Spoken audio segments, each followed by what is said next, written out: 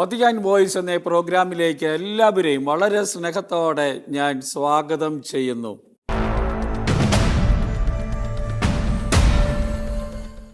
പരിശുദ്ധ പിതാവ് ലയോ 14 മാർപ്പാപ്പയുടെ സന്ദേശങ്ങൾ, പ്രബോധനങ്ങൾ, പ്രസംഗങ്ങൾ എന്നിവയിൽ നിന്ന് തിരഞ്ഞെടുക്കുന്ന ആശയങ്ങളാണ്, ചിന്തകളാണ് ഞാൻ നിങ്ങളുടെ മുമ്പിൽ ഈ പ്രോഗ്രാമിലൂടെ അവതരിപ്പിച്ചു കൊണ്ടിരിക്കുന്നത്. എല്ലാവർക്കും ഹൃദ്യമായ സ്വാഗതം. ഒരിക്കൽ കൂടി ഞാൻ ഇന്ന് നിങ്ങളുമായി പങ്കുവയ്ക്കുന്നത് 2025 ഒക്ടോബർ മാസം അതിൻ്റെ അവസാന നാളുകളിൽ 28-ാം തീയതി കൃത്യമായി പറഞ്ഞാൽ മാർപ്പാപ്പ പ്രസിദ്ധീകരിച്ച ഒരു രേഖയെക്കുറിച്ചുള്ള കാര്യമാണ് അവതരിപ്പിക്കുന്നത്. വിദ്യാഭ്യാസ മേഖലയിൽ സഭയുടെ ദൗത്യം ഓർമ്മിപ്പിക്കുന്ന ഒരു മനോഹരമായ പ്രബോധന രേഖയാണ് പരിശുദ്ധ പിതാവ് പ്രസിദ്ധീകരിച്ചത്. അന്ന് drawing new maps of hopes എന്ന പേരിൽ ഇംഗ്ലീഷിൽ അത് അറിയപ്പെടും. പ്രത്യാശയുടെ പുതിയ ഭൂപടങ്ങൾ രൂപകൽപ്പന ചെയ്യുക, രൂപീകരിക്കുക എന്ന പേരിലാണ് ഈ രേഖ അറിയപ്പെടുന്നത്. നമ്മൾ ഓർക്കണം, വിദ്യാഭ്യാസത്തിന് സഭ നൽകുന്ന പ്രാധാന്യം വളരെ വലുതാണ്. മനുഷ്യനെ രൂപവൽക്കരിക്കുന്നതിൽ വിദ്യാഭ്യാസത്തിനുള്ള പങ്ക് അനിഷേധ്യമാണ്, നമുക്കെല്ലാവർക്കും അറിയാം. അതുകൊണ്ട് തന്നെയാണ് പരിശുദ്ധ പിതാവ് തൻ്റെ ആദ്യകാല പ്രബോധനങ്ങളിൽ വിദ്യാഭ്യാസത്തിന് വലിയ പ്രാധാന്യം കൊടുത്തത്. രണ്ടാം വത്തിക്കാൻ കൗൺസിലിൻ്റെ വിദ്യാഭ്യാസത്തെക്കുറിച്ചുള്ള ഡിഗ്രി ഗ്രാവീസിമും എഡ്യൂക്കാസിയോണിസ് അതിൻ്റെ 40-ാം വർഷത്തോടനുബന്ധിച്ചാണ് പരിശുദ്ധ പിതാവ് ഈ രേഖ പ്രസിദ്ധീകരിച്ചിരിക്കുന്നത്. സന്ദർഭം അതാണ്. വിദ്യാഭ്യാസം എന്നത് കൂട്ടായ പ്രവർത്തനമാണെന്നും ആദ്യം അതുണ്ടാകേണ്ടത് കുടുംബത്തിൽ നിന്നാണെന്നും മാർപ്പാപ്പ നമ്മോട് പറയുകയാണ്. പ്രധാനപ്പെട്ട ഒരു ചിന്ത അതാണ്. ഒരു കൂട്ടായ പ്രവർത്തനം വിദ്യാഭ്യാസം എല്ലാവരുടെയും, കുടുംബങ്ങളുടെ വേണം, പള്ളിയുടേത് വേണം, സ്കൂളിൻ്റേത് വേണം, അധ്യാപകരുടേത് വേണം, എല്ലാവരും കൂടി സമൂഹത്തിൻ്റെ വേണം, എല്ലാവരും കൂടി നടത്തുന്ന ഒരു കൂട്ടായ പ്രവർത്തനമാണ്. ഈ രേഖയിൽ മാർപ്പാപ്പ നമ്മളെ ശക്തമായി ഓർമ്മിപ്പിക്കുന്നു. അത് കുടുംബത്തിൽ തുടങ്ങണമെന്നും പറഞ്ഞു. അതാണ് അടിസ്ഥാനപരമായ സത്യം. ചോദ്യങ്ങളെ നിശബ്ദമാക്കാതെയും, കാരണം എല്ലാ മനുഷ്യൻ്റെ ഉള്ളിൽ ചോദ്യങ്ങളുണ്ട്, എന്ത് എന്ന ചോദ്യമുണ്ട്, അതിനെ നിശബ്ദമാക്കാതെയും സംശയം പുറന്തള്ളാതെയും ഹൃദയവുമായി സംഭാഷണം നടത്തുക എന്നതാണ് വിദ്യാഭ്യാസത്തിൻ്റെ രീതി എന്നും എങ്ങനെയാണ് നടത്തേണ്ടത് എന്നും മാർപ്പാപ്പ നമ്മോട് ഈ രേഖയിൽ ആവശ്യപ്പെടുകയാണ്. വിദ്യാഭ്യാസം എന്നാൽ തലമുറകളിലേക്ക് കൈമാറുന്ന സ്നേഹത്തിൻ്റെ ഒരു ദൗത്യമാണ് എന്നും പരിശുദ്ധ പിതാവ് ഇവിടെ ഈ രേഖയിൽ വ്യക്തമാക്കുന്നു. വിദ്യാഭ്യാസം തലയിൽ നിന്ന് തലയിലേക്ക്, നമുക്കറിയാം, ആശയങ്ങൾ കൈമാറുന്നതിനപ്പുറത്ത് പ്രധാനപ്പെട്ടത് സ്നേഹത്തിൻ്റെ കൈമാറ്റമാണ് നടക്കേണ്ടത്. അവിടെയാണ് മനുഷ്യൻ രൂപവൽക്കരിക്കപ്പെടുന്നത് എന്ന വലിയ സത്യവും മാർപ്പാപ്പ നമ്മളിവിടെ ഓർമ്മിപ്പിക്കുന്നു. ദ്രുതഗതിയിൽ മാറിക്കൊണ്ടിരിക്കുന്ന ഒരു ലോകത്താണ് നാം എല്ലാവരും ജീവിക്കുന്നത്. അവിടെ ദിശാബോധമില്ലാത്ത അനിശ്ചിതത്വം നിലനിൽക്കുന്നുണ്ട് എന്ന് മാർപ്പാപ്പ പറയുന്നുണ്ട്. ഇവിടെയാണ് വിദ്യാഭ്യാസ മേഖലകൾ ക്രിസ്തുവിൻ്റെ വചനത്താൽ നയിക്കപ്പെടാൻ അനുവദിക്കേണ്ടത് എന്ന് പരിശുദ്ധ പിതാവ് നമ്മോട് പറയുന്നു. ക്രിസ്തുവിൻ്റെ വചനം സത്യത്തിൻ്റെ വചനമാണ്, യാഥാർത്ഥ്യബോധം നിലനിൽക്കുന്ന വചനമാണ്. അത് അവതരിപ്പിക്കാൻ നമ്മോട് ഇവിടെ പറയുകയാണ്. സുവിശേഷം വിദ്യാഭ്യാസത്തിൽ അറിവും അർത്ഥവും കൈമാറുന്നതിനുള്ള പുതിയ സാധ്യതകൾ തുറക്കുമെന്ന കാര്യം പരിശുദ്ധ പിതാവ് വീണ്ടും നമ്മളെ ഓർമ്മിപ്പിക്കുന്നു. ഇന്നത്തെ ലോകത്തിലെ യുദ്ധങ്ങൾ, കുടിയേറ്റങ്ങൾ, അസമത്വങ്ങൾ, ദാരിദ്ര്യം എന്നിവ മൂലമുണ്ടായ പ്രത്യേക സാഹചര്യങ്ങളുടെ പശ്ചാത്തലത്തിൽ വിദ്യാഭ്യാസ മേഖലയിൽ കൂടുതൽ പ്രതിജ്ഞാബദ്ധതയോടെ സേവനം ചെയ്യുവാനുള്ള സഭയുടെ കടമയെ ഈ ലേഖനം ശക്തമായി ഏറ്റുപറയുകയാണ്. സഭയാണ് ഈ രംഗത്ത് ഏറ്റവും ശക്തമായി പ്രവർത്തിക്കേണ്ടത്. ഇക്കാര്യത്തിൽ സഭ ഒരു നല്ല അമ്മയും ഒരേ സമയം അധ്യാപികയുമാണെന്ന് മാർപ്പാപ്പ ചൂണ്ടിക്കാട്ടുന്നു. സഭയെക്കുറിച്ചുള്ള വലിയ വിശേഷണമാണ്. അവൾ അമ്മയാണ്. അമ്മ സ്നേഹത്തോടെ വാത്സല്യത്തോടെ കാര്യങ്ങൾ കൈകാര്യം ചെയ്യുന്നവളാണ്. അതോടൊപ്പം തന്നെ അധ്യാപികയുമാണ്, പഠിപ്പിക്കുന്നവളാണ്. സഭയുടെ വലിയ ദൗത്യത്തെ, ആ രീതിയെ അവതരിപ്പിക്കുകയാണ് മാർപ്പാപ്പ. സാധാരണക്കാരുടെ വിദ്യാഭ്യാസത്തിനു വേണ്ടി സഭ നടത്തിയ അക്ഷീണമായ പ്രവർത്തനങ്ങളെയും ആഗോള വിദ്യാഭ്യാസ തലത്തിൽ സഭ നൽകിയ സംഭാവനകളെയും ചൂണ്ടിക്കാട്ടുന്ന ഒരു രേഖയാണ് മാർപ്പാപ്പയുടെ ഈ രേഖ. ഞാൻ അതിൻ്റെ പേരൊന്നുകൂടി ഓർമ്മിപ്പിക്കുകയാണ്. പ്രത്യാശയുടെ പുതിയ ഭൂപടങ്ങൾ, മാപ്സുകൾ രൂപകൽപ്പന ചെയ്യുക എന്ന ലക്ഷ്യത്തോടെ എഴുതപ്പെട്ടിട്ടുള്ള രേഖയാണ് ഇത് എന്നത് നമ്മൾ ഓർക്കണം. സാങ്കേതിക വിദ്യകൾ പഠന പ്രക്രിയയെ സമ്പന്നമാക്കണമെന്ന് തന്നെയാണ് മാർപ്പാപ്പ പറയുന്നത്. ഇന്ന് നമുക്കറിയാം, വിദ്യാഭ്യാസം സാങ്കേതിക വിദ്യയുടെ സഹായം കൂടാതെ സാധ്യമല്ല, നന്നായി നടത്താൻ പറ്റില്ല. അതുകൊണ്ടാണ് മാർപ്പാപ്പ അത് പറയുന്നത്. സാങ്കേതിക പുരോഗതി ദൈവത്തിൻ്റെ സൃഷ്ടി പദ്ധതിയുടെ ഭാഗമാണ് എന്നും മാർപ്പാപ്പ പറയുകയാണ്. അതിനെ തള്ളിക്കളയാനായിട്ട് സാധിക്കില്ല. മനുഷ്യൻ ദൈവത്തോട് സഹകരിക്കുന്നതിൻ്റെ ഒരു ഭാഗമായിട്ടാണ് നമുക്ക് സാങ്കേതിക വിദ്യകൾ കരഗതമായിട്ടുള്ളത്. അതിനാൽ അവയെ ശത്രുതാപരമായ ഒന്നായി കണക്കാക്കുന്നത് അപകടകരമാണ് എന്നും തെറ്റാണ് എന്നും മാർപ്പാപ്പ ഈ രേഖയിൽ നമ്മോട് പറയുന്നു. കത്തോലിക്ക വിദ്യാഭ്യാസം ഒരു ദീപസ്തംഭമായി ഏവർക്കും അനുഭവിക്കുവാൻ ഇടയാകട്ടെ എന്നും മാർപ്പാപ്പ ഇവിടെ ആശംസിക്കുന്നുണ്ട്. സുവിശേഷത്തോടുള്ള വിശ്വസ്തത നഷ്ടപ്പെടാതെ വെല്ലുവിളികളെ പ്രത്യാശയോടെ നേരിടുവാനുള്ള കഴിവ് ഈ പ്രവർത്തനങ്ങളിൽ ഉണ്ടാകണമെന്ന് മാർപ്പാപ്പ ഹൃദയംഗമമായി ആഗ്രഹിക്കുകയും ചെയ്യുന്നു. അതാണ് പ്രധാനം. സുവിശേഷത്തിന് വലിയൊരു പങ്കുണ്ട്. സുവിശേഷം ലോകത്തിന് വെളിച്ചമാണ്. അത് വെറും ഒരു ഭക്തകാര്യമല്ല, മനുഷ്യനെ സംബന്ധിക്കുന്ന സത്യവും നന്മയും അവതരിപ്പിക്കുന്നതാണ് സുവിശേഷം.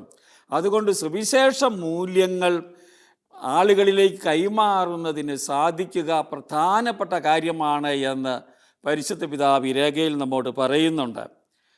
ലോകമെമ്പാടുമുള്ള വിദ്യാഭ്യാസ മേഖലയിലെ ഒരു ക്രിയാത്മകമായ വിദ്യാഭ്യാസ മേഖലയിൽ ഒരു ക്രിയാത്മകമായ സംവാദത്തിന് തുടക്കമിട്ടിരിക്കുകയാണ് പരിശുദ്ധ പിതാവ് തൻ്റെ ഈ പ്രബോധന രേഖ വഴി. മാർപ്പാപ്പ ആഗ്രഹിക്കുന്നത് സ്നേഹം പ്രവൃത്തിയിലേക്ക് പകർത്തി എഴുതിയ മഹത്തായ ചരിത്രമാണ് കത്തോലിക്കാ സഭയുടെ വിദ്യാഭ്യാസ പാരമ്പര്യമെന്ന് ഇവിടെ എടുത്തു പറയുകയാണ്. ഞാൻ മുമ്പേ സൂചിപ്പിച്ച കാര്യം തന്നെയാണ്. സ്നേഹം പ്രവൃത്തിയിലേക്ക് കൊണ്ടുവന്നു. എല്ലാ മനുഷ്യരുടെയും നന്മയ്ക്കായി, പ്രത്യേകിച്ച് ദരിദ്രരുടെ, പാവപ്പെട്ടവരുടെ ഉന്നതിക്ക് വേണ്ടി ശ്രമിച്ചിട്ടുള്ളത് സഭയാണ്.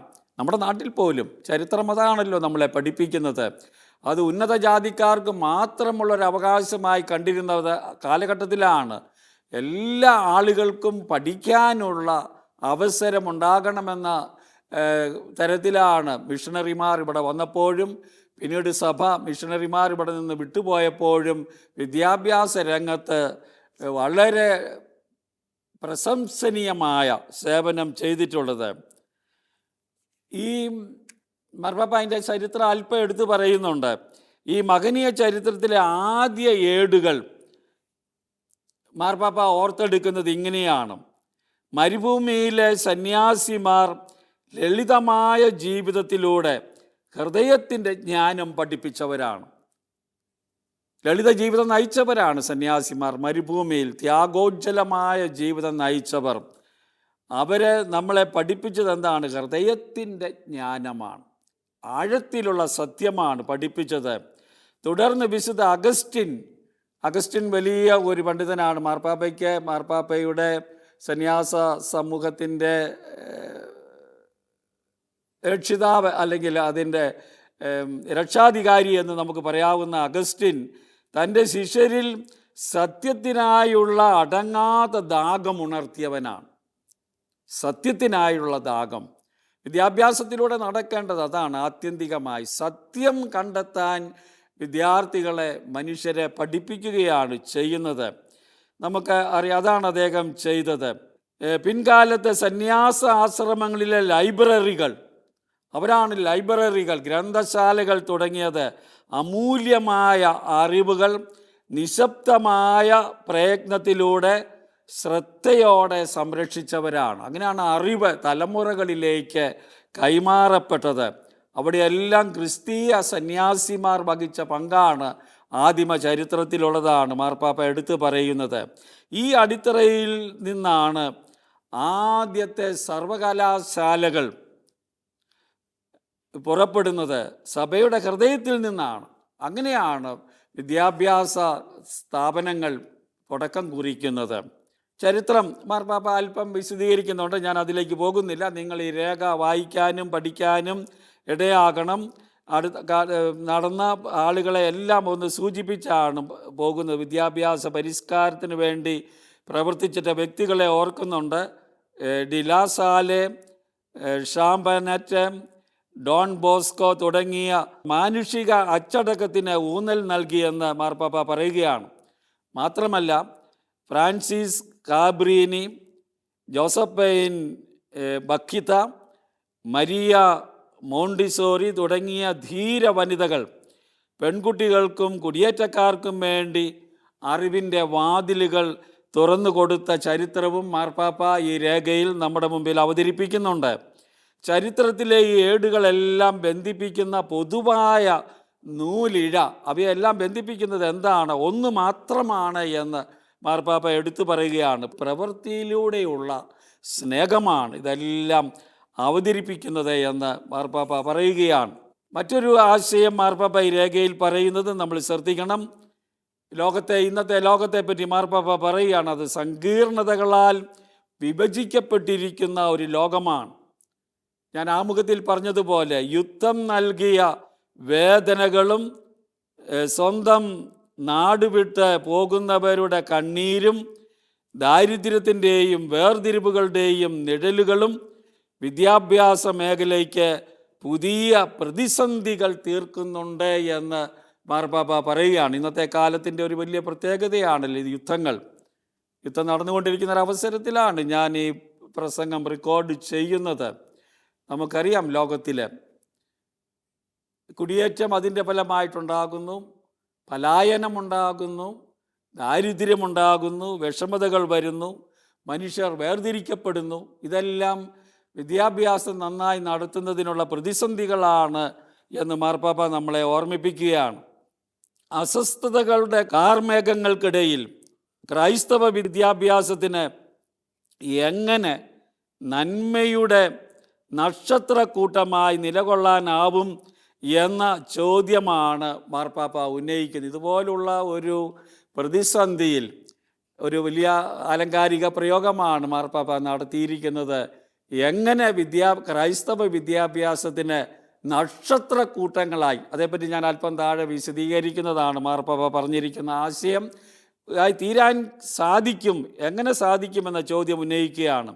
ഇത്തരം പുതിയ വെല്ലുവിളികൾക്ക് മുന്നിൽ ഭയന്ന് പിന്മാറാൻ നമുക്കാവില്ല എന്നാണ് മാർപ്പാപ്പ നമ്മോട് പറയുന്നത്. സഭയ്ക്ക് മാറാൻ പറ്റില്ല. വിദ്യാഭ്യാസ സമൂഹം ഇനിയും മതിലുകൾ കെട്ടി ഉയർത്താതെ, വേർതിരിക്കാതെ ക്രിസ്തുവിൻ്റെ വചനത്തിൻ്റെ വെളിച്ചത്തിൽ സ്നേഹത്തിൻ്റെ പാലങ്ങൾ തീർക്കാൻ ഇടയാകണം എന്നാണ് മാർപ്പാപ്പ നമ്മോട് പറയുന്നത്. ഒരു പുതിയ പ്രൊഫൈൽ മാർപ്പാപ്പ ഈ രേഖയിൽ നമുക്ക് നൽകുന്നുണ്ട്. ഇന്നിൻ്റെ എല്ലാ അറിവിൻ്റെയും പശ്ചാത്തലത്തിലാണ് മാർപ്പാപ്പ അത് ചെയ്തിരിക്കുന്നത്. മാർപ്പാപ്പ പറയുന്നു, വിദ്യാഭ്യാസം കേവലം കഴിവുകളുടെ ഒരു പ്രൊഫൈൽ അല്ല. കഴിവുകൾ വർദ്ധിപ്പിക്കണം തീർച്ചയായും, അത് മാത്രമല്ല വിദ്യാഭ്യാസം. തൊഴിൽ നേടാനുള്ള ഒരു ഉപകരണം മാത്രമായും അതിനെ ചുരുക്കാൻ പാടില്ല. നമ്മൾ വിദ്യാഭ്യാസം ചെയ്യുന്നത് എന്തിനാണ്? തൊഴിൽ നേടാൻ. പലപ്പോഴും അത്രയേ ലക്ഷ്യം വയ്ക്കുന്നുള്ളൂ, അല്ലെ കഴിവുകളുടെ വികസനത്തെ പറ്റിയേ ചിന്തിക്കുന്നുള്ളൂ. ഇവിടെ മാർപ്പാപ്പ പറയുകയാണ്, ഇതങ്ങനെ ചുരുക്കരുത്, അത് വേണം, അത് പ്രധാനപ്പെട്ടതാണ്, പക്ഷേ ചുരുക്കരുത്. എന്താണ് മാർപ്പാപ്പ പറയുന്നത്? ഒരു വ്യക്തി വെറും കഴിവുകളുടെ, അതുകൊണ്ടാണ് മാർപ്പാപ്പ ഇങ്ങനെ, ഒരു വ്യക്തി വെറും കഴിവുകളുടെ ഒരു കൂട്ടായ്മ മാത്രമല്ല, മറിച്ച് ഒരു മുഖവും തനതായ ഒരു ചരിത്രവും ഒരു പ്രത്യേക വിളിയുമുള്ള സവിശേഷ വ്യക്തിയാണ് ഒരു മനുഷ്യൻ. ആരാണ്? അതുകൊണ്ട് ആ ഒരു ബോധ്യത്തിൽ നിന്നുകൊണ്ട് വേണം അവന് വിദ്യാഭ്യാസം നൽകാൻ. അവൻ ഒരു മുഖമുള്ളവനാണ്. ഓരോരുത്തരുടെയും മുഖം വ്യത്യസ്തമാണ്, ഒരു വ്യത്യസ്തത, അനന്യതയുള്ളവനാണ്. തനതായ ഒരു ചരിത്രം, ഓരോ വ്യക്തിയുടെയും ചരിത്രം വ്യത്യസ്തമാണ്, അത് യുണീക്കാണ്, അത് നമ്മൾ മറക്കരുത്. ഒരു പ്രത്യേക വിളിയുമുള്ളവരാണ്. എല്ലാവർക്കും ദൈവം ഒരു വിളിയാണ് നൽകിയിരിക്കുന്നത്. തങ്ങളെ തന്നെ ഇവിടെ ജീവിക്കുമ്പോൾ വിളിയുമുള്ള സവിശേഷ വ്യക്തിയാണ്. വിദ്യാഭ്യാസം ഒരു വ്യക്തിയുടെ സമ്പൂർണതയെ ഉൾക്കൊള്ളണമെന്ന് മാർപ്പാപ്പ പറയുകയാണ്. ഇന്ന് പൊതുവെ അത് അംഗീകരിക്കപ്പെട്ടിട്ടുള്ളൊരു കാര്യമാണ്. വിദ്യാഭ്യാസം സമഗ്രമായ മനുഷ്യൻ്റെ വളർച്ചയ്ക്ക് വേണ്ടിയാണ് നിലകൊള്ളേണ്ടത്. ഇവിടെ മാർപ്പാപ്പ പറയുന്നത്, ഇവിടെ സമ്പൂർണതയെ, മനുഷ്യ വ്യക്തിയുടെ സമ്പൂർണതയെ ഉൾക്കൊള്ളണം. മാർപ്പാപ്പ പറയാണ്, പ്രൊഫഷണൽ മികവ് ധാർമ്മികതയാൽ നയിക്കപ്പെടണം. വലിയ പ്രൊഫഷണൽസായി മാറുമ്പോഴും മാനുഷികത നഷ്ടപ്പെടുന്നത് നമുക്ക് കാണാൻ സാധിക്കും. വേണ്ടത്ര രീതിയിൽ അവൻ്റെ ലക്ഷ്യം നേടാതെ പോകുന്നത് കൊണ്ടാണ്. അത് ധാർമ്മികതയിൽ അടിസ്ഥിതമായിരിക്കണം. മനുഷ്യൻ്റെ വളർച്ചയുടെ പ്രധാനപ്പെട്ട ഘടകം അവൻ ധാർമ്മികനായി തീരുന്നതിനാണ്. ഒപ്പം ആത്മീയതയും തീർച്ചയായും ഇത് രണ്ടും ബന്ധിപ്പിച്ച് നിൽക്കുന്ന കാര്യമാണ്. വിദ്യാഭ്യാസം ഒരു പ്രത്യേക ഔദാര്യമായി മാത്രം കരുതപ്പെടുന്ന ഇടങ്ങളിൽ സഭ നിഷ്ക്രിയമായിരിക്കരുത്. അത് ഞങ്ങൾക്ക് വേണമെങ്കിൽ ചെയ്യാമെന്ന് മറ്റുള്ളവർ, പാവപ്പെട്ടവർക്ക്, പ്രത്യേകിച്ച് പുറന്തള്ളപ്പെട്ടവർക്ക് അത് അവരുടെ അവകാശമാണ്, ഔദാര്യമല്ല, നമ്മുടെ ഒരു ഔദാര്യമല്ല. അവർക്ക് ലഭിക്കുക എന്നത് ഒരു വലിയ അവകാശമാണ്. അതുവഴിയേ അവരുടെ വ്യക്തിത്വം ഈ പറഞ്ഞതുപോലെ സമഗ്രമായി വളർത്തപ്പെടുകയുള്ളൂ. മാർപ്പാപ്പ ആഗ്രഹിക്കുന്ന കാര്യമാണ്. അപ്പോൾ അതിനു വേണ്ടുന്ന വാതിലുകൾ തുറക്കണം, പുതിയ വഴികൾ കണ്ടെത്തണം എന്ന് മാർപ്പാപ്പ ഈ രേഖയിൽ നമ്മോട് പറയുന്നു. അതാണ് മറ്റൊരു ചിന്ത ഈ രേഖ നമുക്ക് നൽകുന്നത്. മനോഹരമായ സമഗ്രമായ ഒരു രേഖയാണിത്, അതുകൊണ്ടാണ് അത് പറയുന്നത്. നമുക്ക് പിന്നീട് കാണാവുന്ന ഒരു കാര്യം, മാർപ്പാപ്പ ഈ രേഖ പ്രസിദ്ധീകരിക്കുന്നതോടുകൂടി ചെയ്ത ഒരു കാര്യം വളരെ പ്രധാനപ്പെട്ടതാണ്. വിശ്വാസവും യുക്തിയും ചേർന്നു പോകണം. വിശ്വാസവും യുക്തിയും ഇത് പരസ്പര വിരുദ്ധമല്ല. പലപ്പോഴും അങ്ങനെ ചിന്തിക്കുന്നവരുണ്ട്. യുക്തി, വിശ്വാസം, അതുകൊണ്ടാണ് റാഷണലിസം ഒക്കെ പറയുന്ന ആളുകളുണ്ട്, യുക്തിവാദികളുണ്ട്, ദൈവത്തെ തള്ളി പറയുന്നവരുണ്ട്. മാർപ്പാപ്പ ഊന്നൽ കൊടുക്കുകയാണ്, അത് മനുഷ്യനെ സംബന്ധിച്ചിടത്തോളം ഒരു സമഗ്രമായ വീക്ഷണം നൽകുന്നതല്ല. യുക്തിയും വിശ്വാസവും ഒന്നിച്ചു പോകണം. ഈ അപ്പസ്തോലിക ലേഖനത്തിൽ അതുകൊണ്ട് മാർപ്പാപ്പ ഒരു അപ്രതീക്ഷിതമായ പ്രഖ്യാപനം കൂടി നടത്തുന്നുണ്ട്. സഭയുടെ വിദ്യാഭ്യാസ ദൗത്യത്തിൻ്റെ സഹമധ്യസ്ഥനായി മാർപ്പാപ്പ വിശുദ്ധ ജോൺ ഹെൻറി ന്യൂമാനെ നാമകരണം ചെയ്തിരിക്കുന്നു എന്നതാണ്. വിദ്യാഭ്യാസ രംഗത്ത് ഏറ്റവും സഭ തൻ്റെ മധ്യസ്ഥനായി വച്ചിരിക്കുന്നത് വിശുദ്ധ തോമസ് അക്വിനാസ് എന്ന ആ വിശുദ്ധനെയാണ്.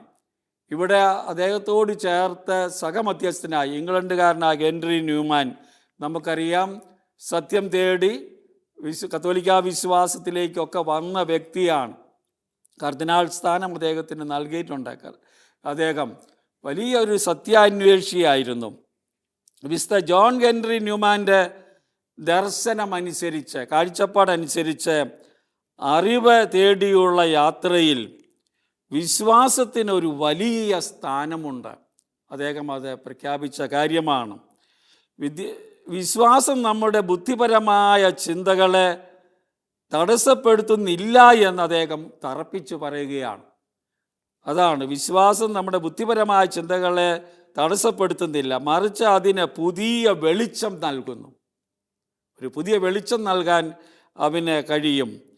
കൂടുതൽ ആഴത്തിലുള്ള സത്യങ്ങളിലേക്ക് നമ്മെ കൈപിടിച്ച് നടത്തുകയും ചെയ്യുന്നു. അതാണ് വിശ്വാസമുണ്ടെങ്കിൽ കൂടുതൽ ആഴത്തിലുള്ള സത്യങ്ങളിലേക്ക് പോകാനും സമഗ്രതയും വസ്തുനിഷ്ഠതയിലും നമ്മുടെ ജീവിതത്തെ കരുപിടിപ്പിക്കാനും നമുക്ക് ഇടയാകും എന്ന് പഠിപ്പിച്ച ആളാണ് വിശുദ്ധ ഹെൻറി ന്യൂമാൻ. അതുകൊണ്ടാണ് അദ്ദേഹത്തെ ഇവിടെ ഒരു കൂട്ടുപിടിക്കുകയാണ്. ഇന്ന് വിദ്യാഭ്യാസത്തിന് വേണ്ടി പ്രവർത്തിക്കുന്നവർ അദ്ദേഹത്തിൻ്റേതായ ഒരു മാതൃക പിൻചലനം എന്നാഗ്രഹിച്ചുകൊണ്ടാണ്.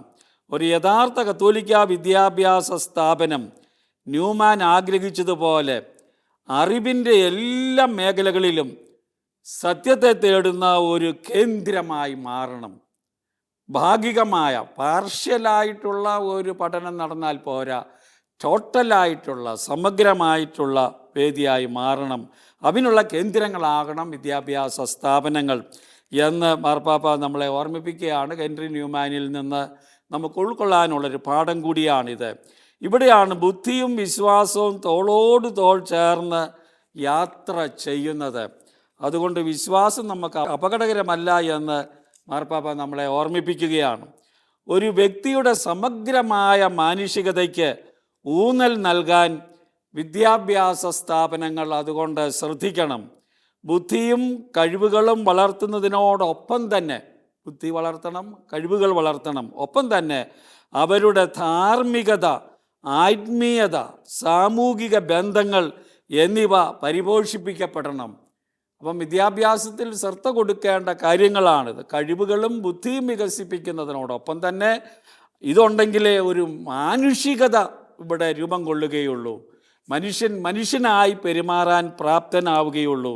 എന്തൊക്കെയാണ് വേണ്ടത്? ധാർമ്മികത വേണം, ധാർമ്മിക ബോധത്തോടെയാണ് പ്രവർത്തിക്കേണ്ടത്.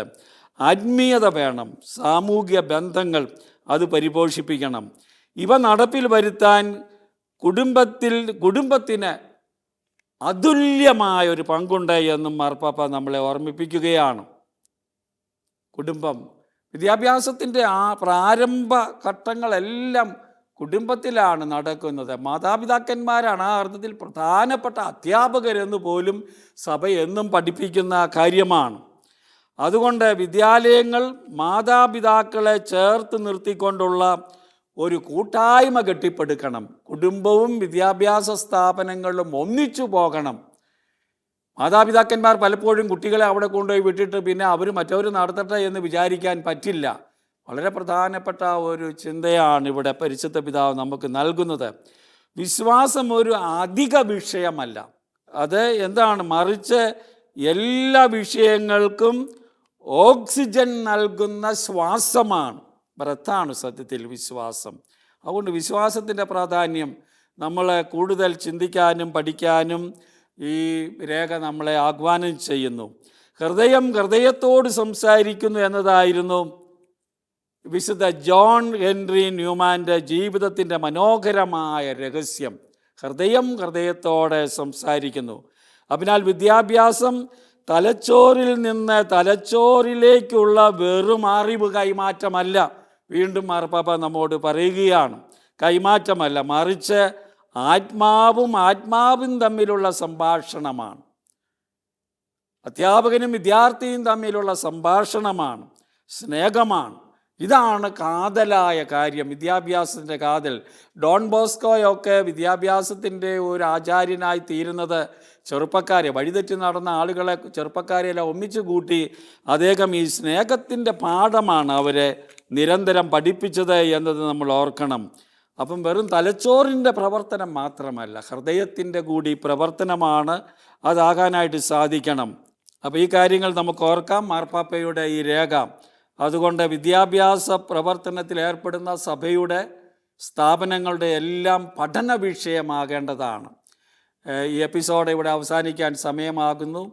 ഞാൻ അടുത്ത എപ്പിസോഡിൽ പരിശുദ്ധ പിതാവിൻ്റെ ഈ രേഖയുടെ 1-2 കാര്യങ്ങൾ കൂടി ഞാൻ വിശദീകരിക്കാനായിട്ട് ശ്രമിക്കാം.